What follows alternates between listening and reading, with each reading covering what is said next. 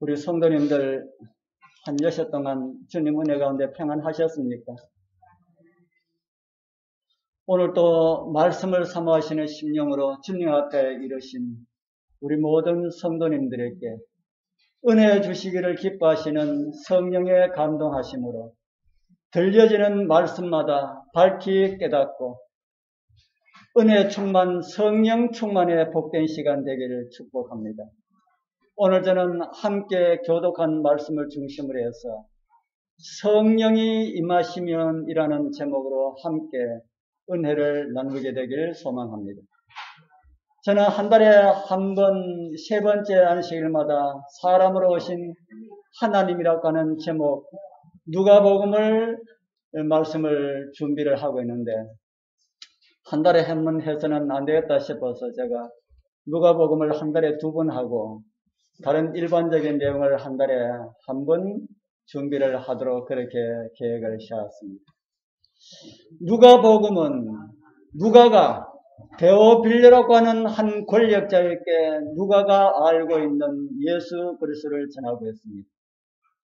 데오빌로는 그 당시 가장 악명이 높게 그리스도인들을 박해하였던 도미시안 황제의 동생이었을 것이라고 제가 말씀을 드렸습니다.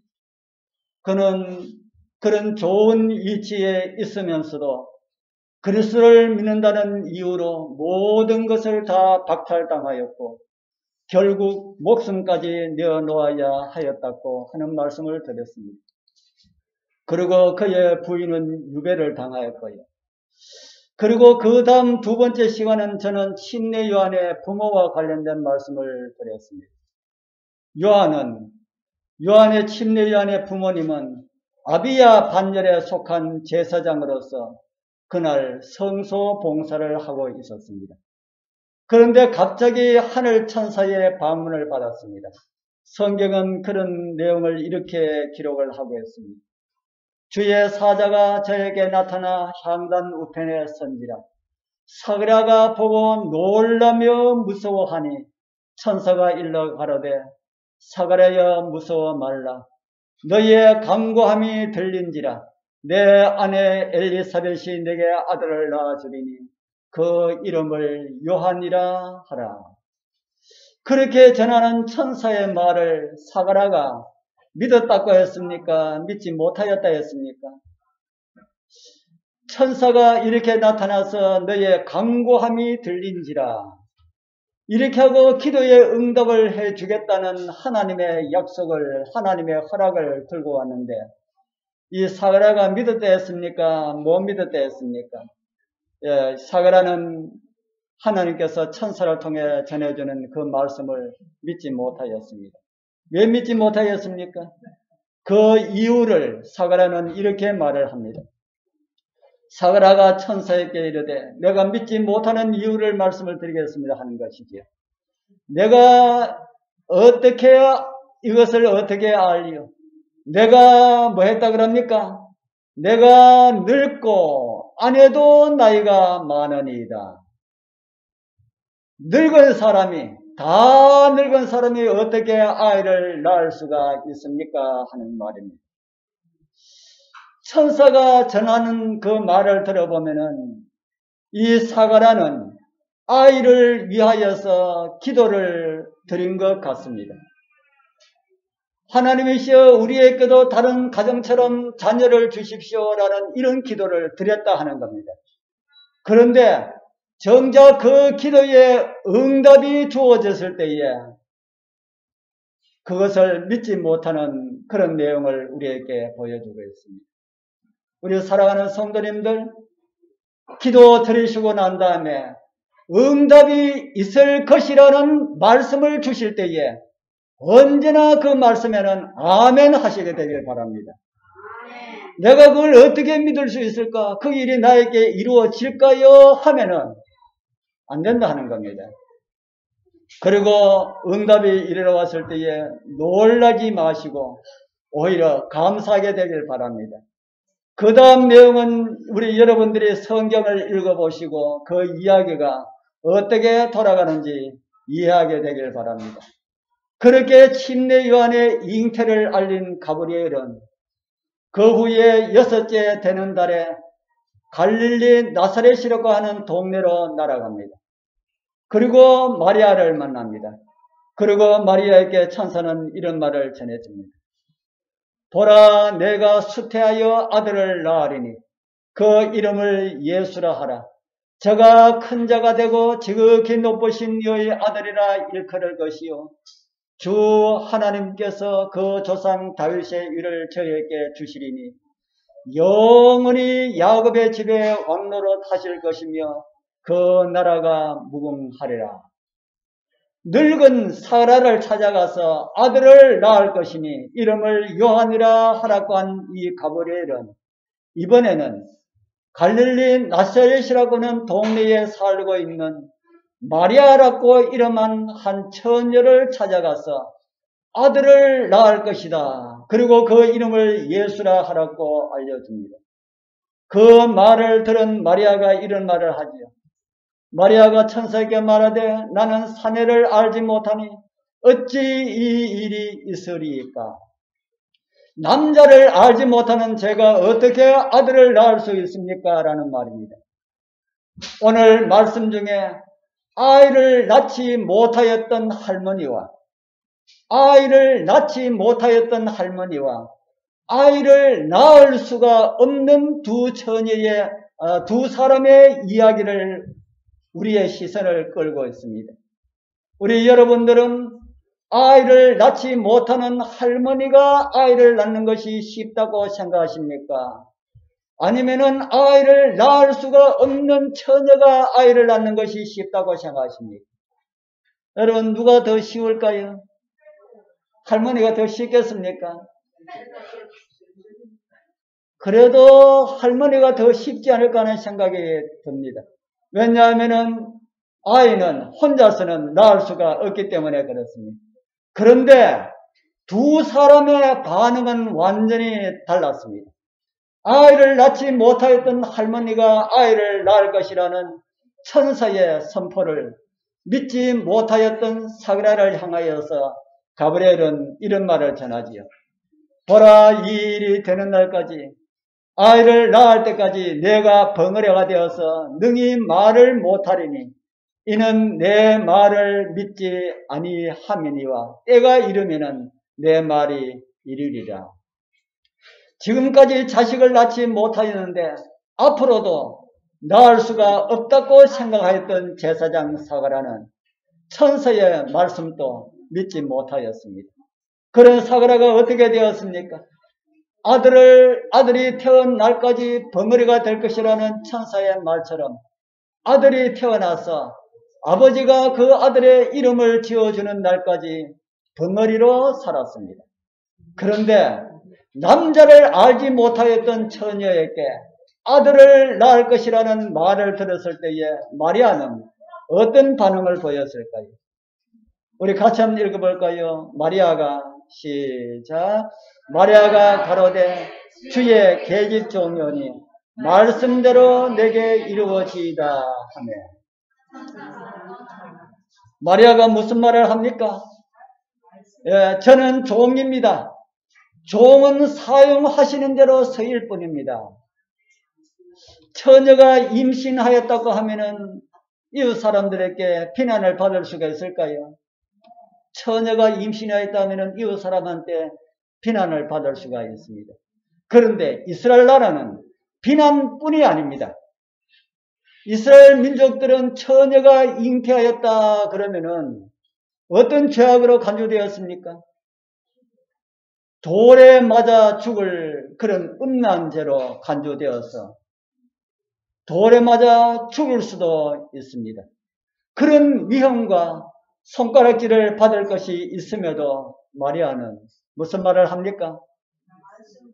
주님 뜻대로 서주소서라는 모습을 우리에게 보여주고 있습니다.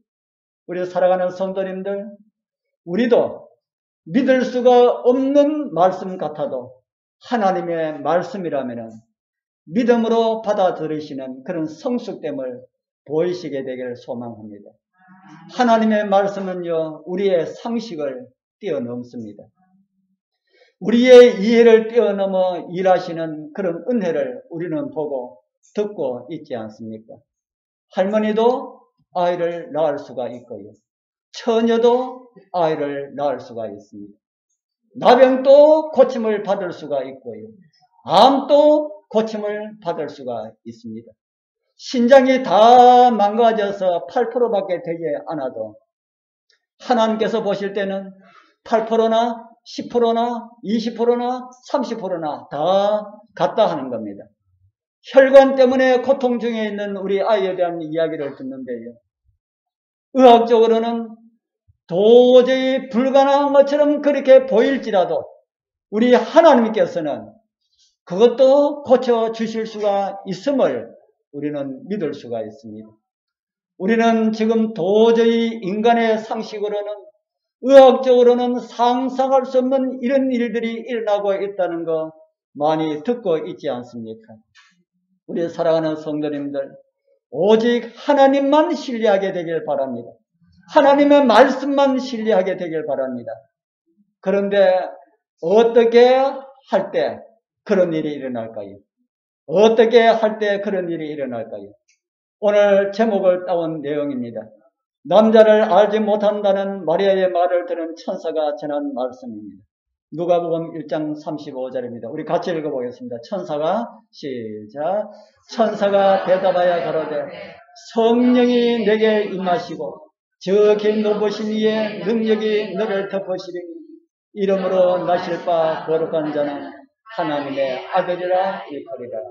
아멘. 성령이 임하시면은 우리도 새로운 사람이 될 수가 있습니까? 성령이 임하시면은 사람의 능력으로 고칠 수 없는 질병들도 고침을 받을 수가 있습니까? 버리지 못한 악한 습관들도 고칠 수 있을까요? 오늘 여러분들의 심령에 성령께서 임하게 되길 소원합니다. 그리고 성령을 거절하지 않길 바랍니다. 그래서 우리 모두가 다 성령의 능력으로 치유함을 받고 고침받고 회복함을 받고 변화함을 받아서 성령의 사람들로 살아가게 되기를 축복합니다.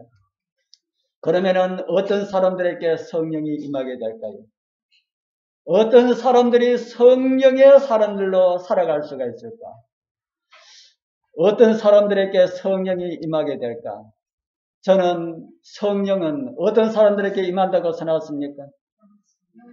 성령은 겸손한 자들에게 임하신다. 그렇게 성경은 우리에게 가르쳐주고 있습니다. 이사야 57장 15절에 있는 말씀을 우리 같이 보겠습니다. 같이 한번 읽어볼까요? 지존무상하며 시작. 지존무상하며 영원히 거하며 거룩하다 이름하는 자가 이같이 말씀하시되 내가 높고 거룩한 곳에 거하며 또한 통회하고 마음이 겸손한 자와 함께 거하나니 이는 겸손한 자의 영을 소성케 하며 통회하는 자의 마음을 소성케 하려 함이라. 아멘. 오늘 이사야를 통해서 들려진 말씀은 하나님께서 함께 하시는 자를 이렇게 말씀을 하십니다. 누구와 함께 하신다고요? 통회하고 겸손한 자와 함께 하신다. 그러면은 어떤 사람들과 함께 하지 않는다는 말씀이 됩니까? 회개하지 않고 교만한 자들과는 함께 하지 않으신다. 이사야는 두 가지를 말씀하시는데 사실은 하나라고 이해를 합니다. 통회하는 것은 무엇과 같다는 말씀입니까? 통회하는 것은 겸손과 같다. 그럼 통회하지 않는 것은 무엇과 같다는 말입니까? 통회하는 것은 겸손과 같다면은 통회하지 아니한 것은 무엇과 같다는 말입니까? 교만과 같다. 이사야를 통해서 우리에게 들려주시는 말씀은 하나님께서 함께 하실 때에 어떤 일이 일어날 것이라고 합니까? 영을 소성케 하고 마음을 소성케 한다. 소성이 무슨 말일까요? 소성. 공동번역에는 소성을 이렇게 번역을 하고 있습니다. 제가 빨간 칠을 해놨는데 뭐라고 합니까? 되살려주고 아물게 하리라. 소성케 한다는 말씀이 살려주고 아물게 하리라 라는 말씀입니다. 살려주는 일은 어떤 사람에게 해당되는 말일까요? 예, 살려주는 일은 죽은 사람에게 해당되는 말입니다. 그리고 아물게 하는 일은 어떤 사람들에게 일어납니까? 아물게 하는 일은 상처 입고 상한 심령뿐 아니라 상한 육신까지 회복을 우리에게 말씀을 해주겠습니다. 우리 사랑하는 성도님들, 여러분들 심령에 주의 성령께서 임하시어서 상한 심령들이 회복되고 죽은 심령들이 살아나는 그런 은혜를 경험하게 되길 바랍니다. 에스겔서는 죽은 영혼의 성령이 임하였을 때에 어떤 일이 일어나는지를 우리에게 이렇게 보여주고 있습니다. 에스겔 37장 2절 3절입니다. 나를 그 뼈 가득 사방으로 지나가게 하시기로 본즉 그 골짜기 지면에 뭐가 가득하다라고 합니까? 뼈가 심이 많고 아주 어떻게 되었더라고요? 아주 말랐더라.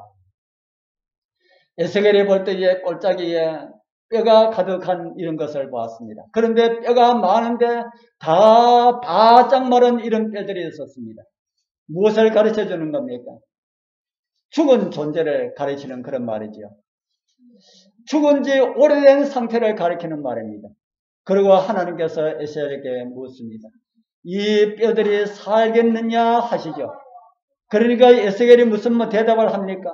이 뼈들이 살겠느냐 하시기에 내가 대답하되 주 여호와여 주께서 아시나이다.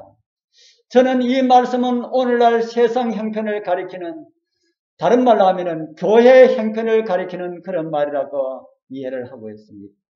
오늘 이 세상은 죽은 사람들로 가득한 에스겔 골짜기와 같은 그런 세상이 된 지 오래되었습니다. 교회의 모습은 어떠합니까? 구약 성경은 오늘 우리 신약 교회의 거울이 됩니다. 구약 성경의 에스겔을 통하여서 오늘 하나님의 백성들이라고 하는 하나님의 교회의 모습을 보여주고 있다 하는 겁니다. 우리가 보기에는 살아서 팔딱팔딱 뛰는 것처럼 보여도 에스겔의 창을 통하여서 보여준 교회의 모습은 어떤 모습이라 하는 겁니까? 죽은 모습이다. 죽은 지 오래되어서 뼈가 다 마른 이런 상태에 있다. 그렇게 말합니다. 그렇게 보일지라도, 그런 상태에 있을지라도 우리에게 소망이 있으면 그 다음 말씀이 있기 때문입니다. 에스겔 37장 7절 8절 우리 같이 읽어보겠습니다. 이에 시작. 이에 내가 대언하니 대언할 때에 소리가 나고 움직이더니 이 뼈 저 뼈가 들어맞아서 뼈들이 서로 연락하더라. 내가 또 보니 그 뼈에 힘줄이 생기고 살이 오르며 그 위에 가죽이 덮이니 그 속에 생기가 없더라. 뼈를 향하여서 대언할 때에 이 뼈 저 뼈가 서로 연락하더라. 이렇게 말을 합니다. 이게 무슨 말씀일까요? 성령이 임하시면은 마른 뼈들도 하나님의 말씀에 순종하는 능력을 주신다. 마른 뼈들과 같지만은 말씀의 순종함으로 회복됨을 주시는 그런 말씀이다 하는 겁니다. 그 다음 말씀은 또 이런 기록을 우리에게 보여주고 있습니다. 또 내게 이르시되 인자야 너는 생기를 향하여 대언하라. 생기에게 대언하여 이르기를 주 여호와의 말씀에 생기야 사방에서부터 와서 이 사망당한 자에게 붙어서 살게 하라 하셨다 하라.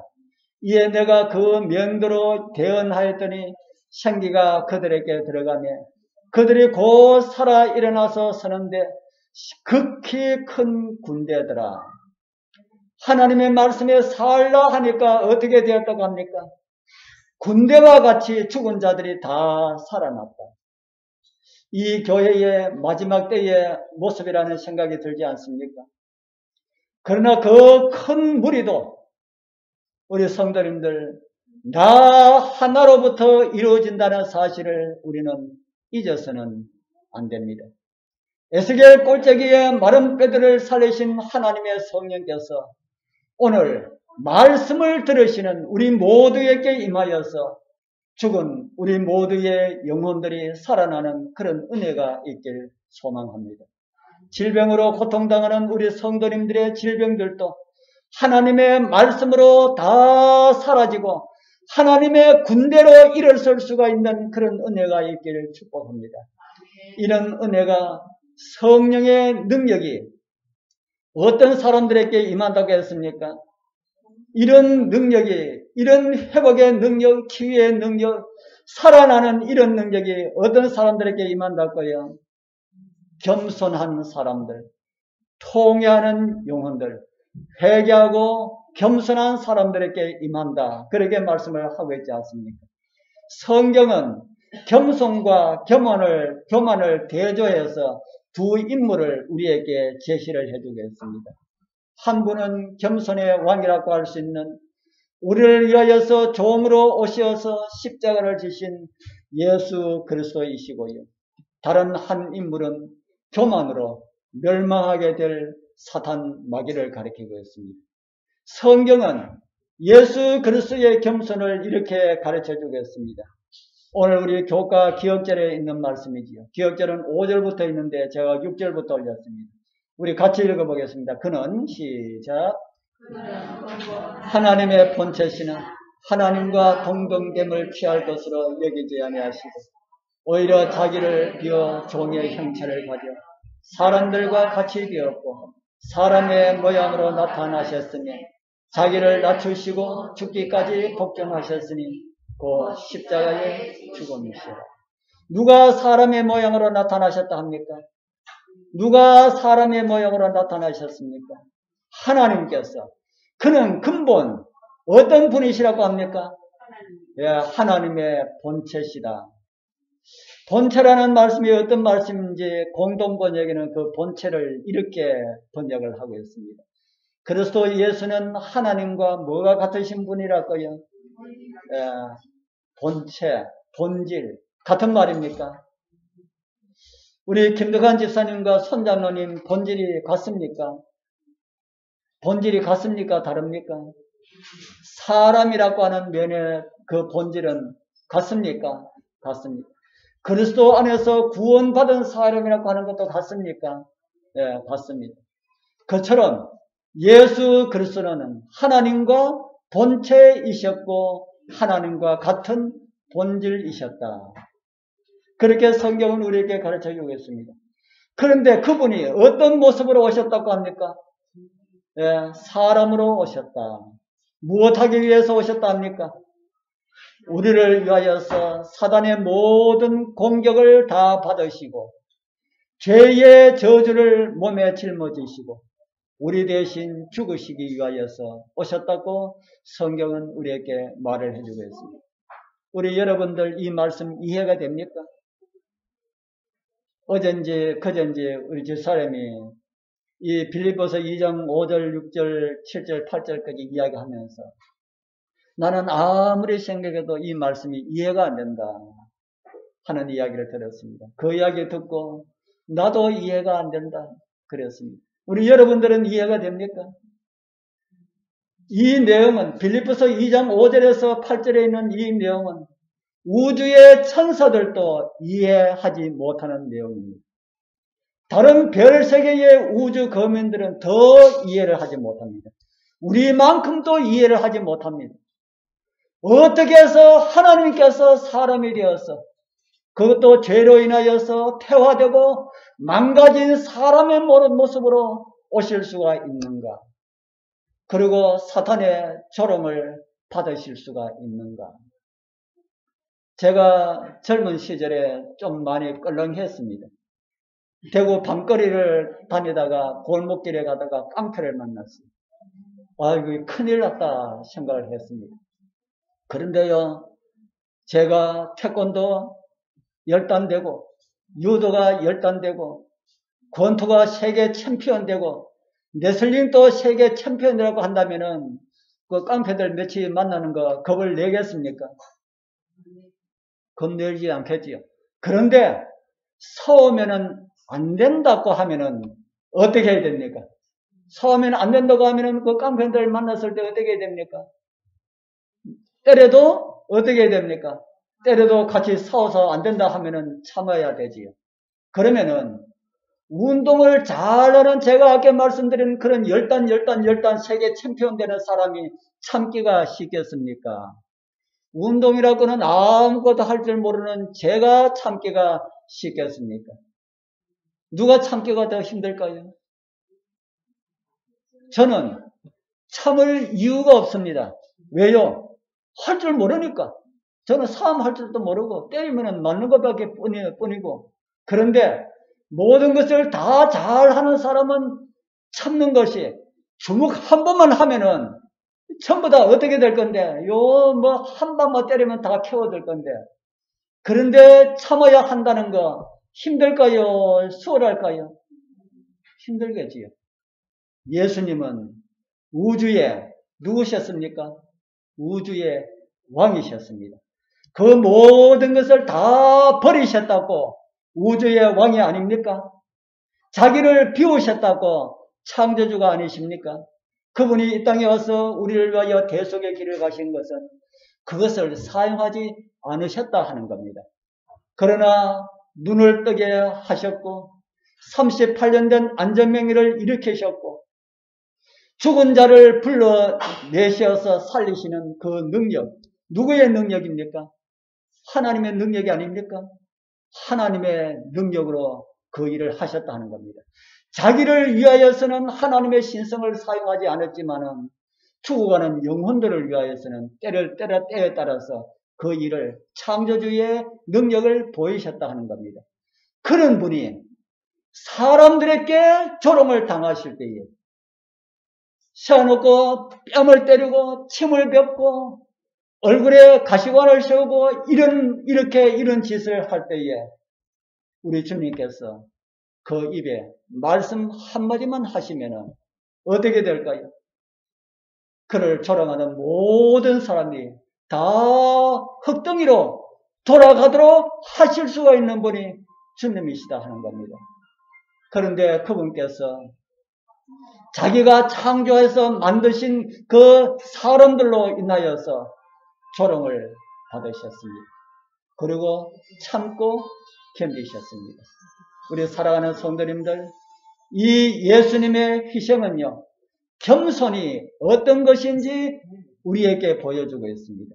우리 성도님들, 겸손이 무엇인지 알기 힘들 때에, 잘 이해가 안 될 때에 하나님께서 자기를 비우시고 사람들에게 조롱을 받으신 하나님이신 예수 그리스도를 바라보게 되길 바랍니다. 그러면은 겸손이 무엇인지 조금은 이해하게 될 것입니다.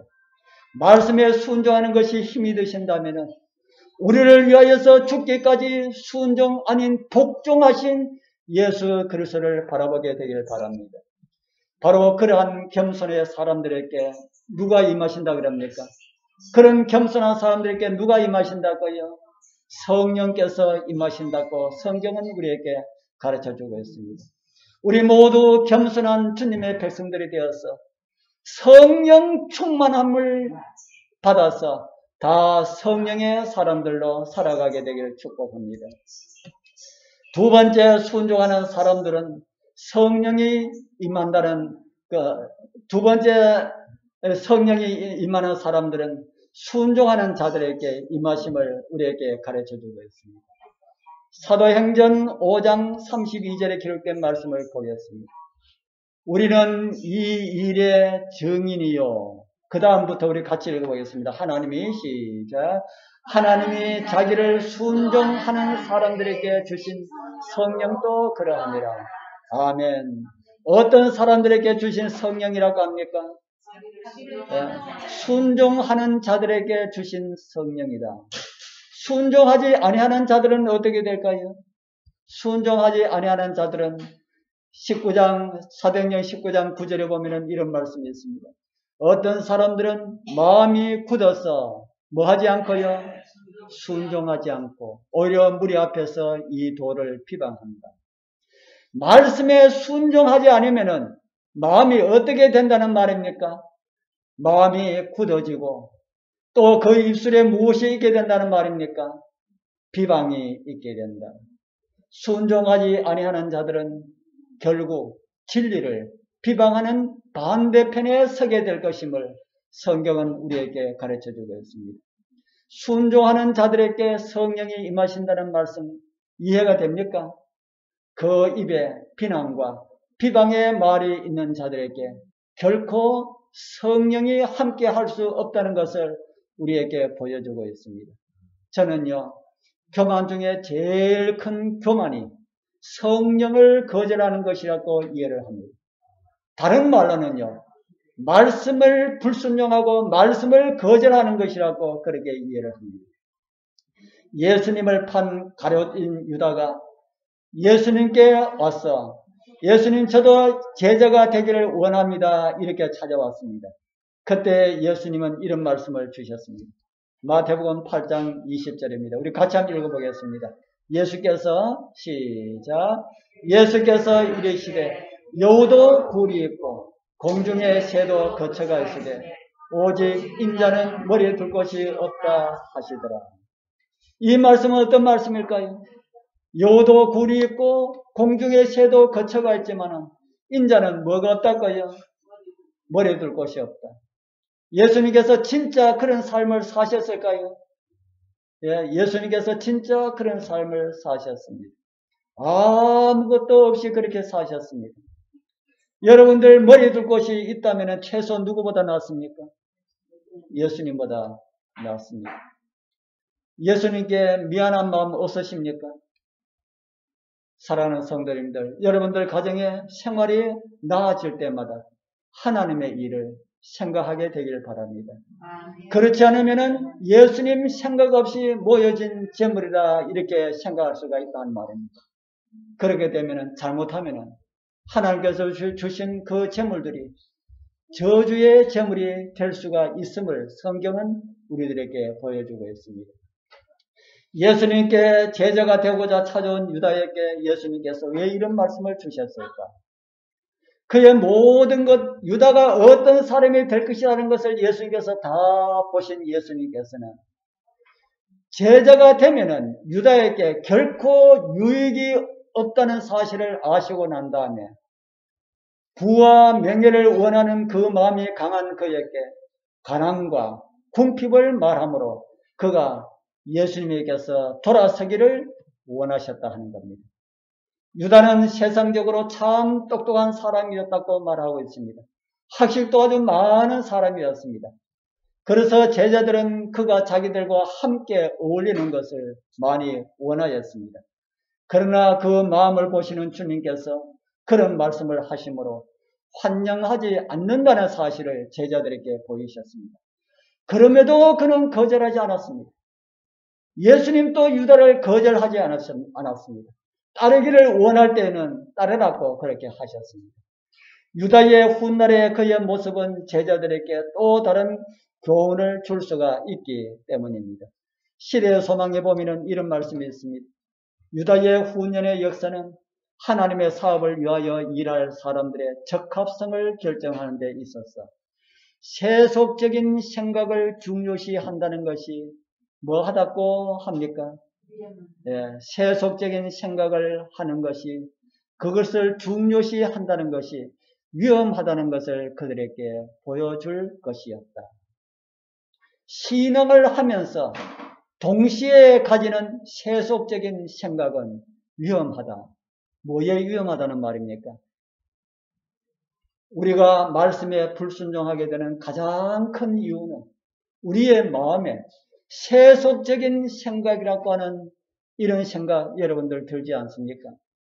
세상에 대한 나의 욕심을 정리하지 않는 한 말씀에 순종하는 것이 어렵다는 것을 가룟 유다를 통하여서 우리에게 보여주신다 하는 겁니다. 3년 동안 유다는 자신의 마음을 감동을 주시는 정말 회개케 하시는 성령의 감동하심을 그는 묵살해 보려고 말았습니다. 그리고 세상의 구주로 오신 예수 그리스도를 은 30에 내어주고 죽음의 길로 가도록 하였습니다. 에서는 자기 동생에게 팥죽 한 그릇으로 장자권을 팔았습니다. 우리 사랑하는 성도님들이시여, 돈 몇 푼에 여러분들의 영원한 생명을 팔지 말기를 바랍니다. 우리에게 주신 영원한 생명은 하나님께서 당신의 피로 우리를 사신 정말 고귀한 그런 생명들입니다. 하나님께서 그 사랑하시는 아들을 통하여서 주시는 복음을 받아들이는 것이 진짜 겸손이고요. 그 말씀에 따라 순종하는 것이 겸손이 어떤 것인지 나타내는 것이다. 성경은 그렇게 우리에게 가르쳐주고 있습니다. 그러나 유다의 교만은 창조주보다 자신이 더 낫다고 그는 생각하였습니다. 마치 루스벨이 하늘에서 하나님보다 자기가 더 잘할 것이라고 생각하고 반역을 일으킨 것처럼 유다의 교만도 그를 멸망으로 이끌어갔습니다. 우리 사랑하는 성도님들, 우리 자신의 모습들을 정말 주님 앞에 내려놓으시고 예수 그리스도께서 내 안에 왕이 되시도록 왕의 자리를 예수님께 내어드리지 않겠습니까? 이제 주님께서 저의 주인이십니다. 저를 인도하여 주옵소서. 그래서 가장 좋은 길로 인도하여 주소서. 사나 죽으나 주님의 영광을 위하여서 쓰임받게 하소서라는 이런 기도가 우리 모두의 기도가 되기를 소원합니다. 여우도 굴이 있고 공중의 새도 거창했지만 예수님께서 머리 둘 곳이 없었던 각박한 세상은 유다의 마음을 나타내고 있습니다. 우리 성도님들, 우리의 마음은 그렇지 않습니까? 우리 여러분들 마음에는 여우도 들어와서 살 수 있는 그런 굴이 있고 집을 짓고 살 수 있는 그런 공중의 새들도 거처할 곳도 내어주지만은 세상의 모든 것들에는 다 우리의 마음을 내어주지만은 예수님께서 우리의 마음에 머무를 곳이 없는 그런 마음들이 아닙니까? 예수 믿는다는 포장만 하지 말고 정말 예수 그리스도를 우리의 주인으로 모시는 그런 은혜가 있기를 소원합니다. 그래서 예수님 모시고 예수님 마음으로 성령의 충만함으로 더 겸손하게 더 말씀에 순종하는 그런 삶을 살다가 우리 예수님 오시는 그 영광의 날 기뻐 뛰면서 주님을 맞이할 수 있는 우리 모두가 되기를 축복합니다. 기도드리겠습니다. 하늘에 계시는 거룩하신 우리 아버지 하나님 감사합니다. 우리의 심령에도 성령이 임할 수 있는 은혜를 주시옵소서. 정말 겸손하게 통회하는 마음으로 온전히 말씀에 순종하여서 성령께서 임하시기를 좋아하는 그런 마음들이 될 수 있도록 도와주옵소서. 그래서 우리 모두가 성령의 사람들로 살아가게 하옵소서. 예수 그리스도의 이름으로 간절히 기도드리옵나이다. 아멘.